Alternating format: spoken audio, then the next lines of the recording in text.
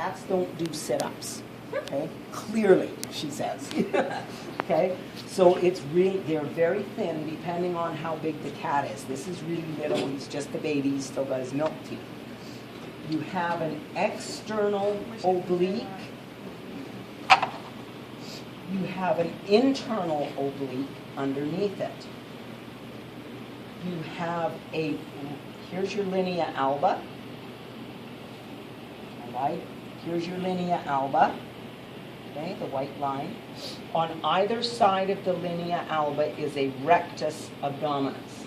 When I'm doing the, like if you ask a question or anything, the rectus abdominis is going to be with this motion. It runs up and down, rectus, okay? The rectus abdominis, in between the internal oblique and the rectus abdominis, you can see part of the transverse abdominis. The transverse abdominis runs all the way underneath the internal oblique. It's too thin. I can't lift the internal oblique off of it.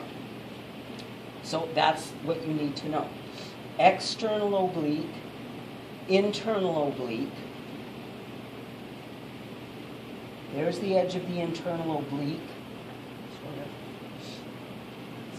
No, here it is. The internal oblique is there.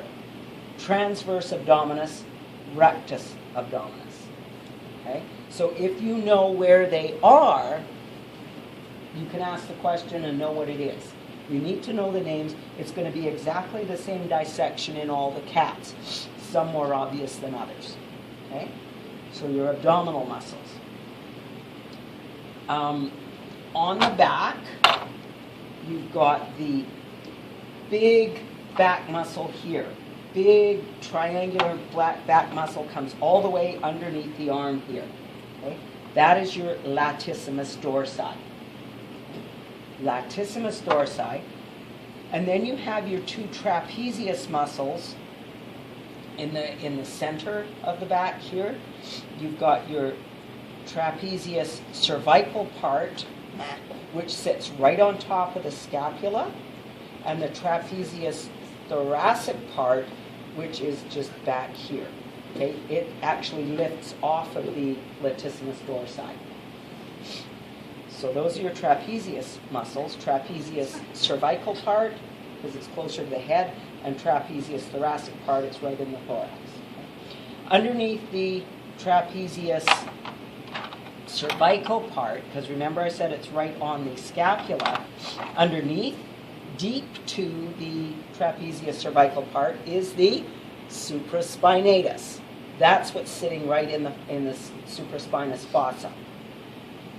And you can feel, if you palpate, you can feel the spine of the scapula. The infraspinatus, both the supra and the infraspinatus muscles are deep to something else. The infraspinatus muscle is deep to the latissimus dorsi and, to a certain extent, the cervical trapezius. There's your infraspinatus muscle, and then hanging off the bottom edge of the scapula is the teres major. So if you know where these things are, you're going to be able to, spit them back at me. So bottom edge of the scapula is the teres major. Okay? Infraspinatus, in the infraspinous fossa, and it's deep. We've got to move stuff out of the way to see it. And the supraspinatus, it's deep to the cervical trapezius. Your subscapularis muscle in the subscapular fossa, and then the muscles that hold the scapula onto the body here, that's your rhomboideus. Okay, there's different parts to them that you'll probably see more as things dry up a bit. But any muscle that's in between the scapulas is the rhomboideus. Your book talks about there being different heads to it. Rhomboideus, that's all you need to know. So remember, you're looking at your lab notes for what you need to know, not the lab book. The lab book helps. Your cleidobrachialis,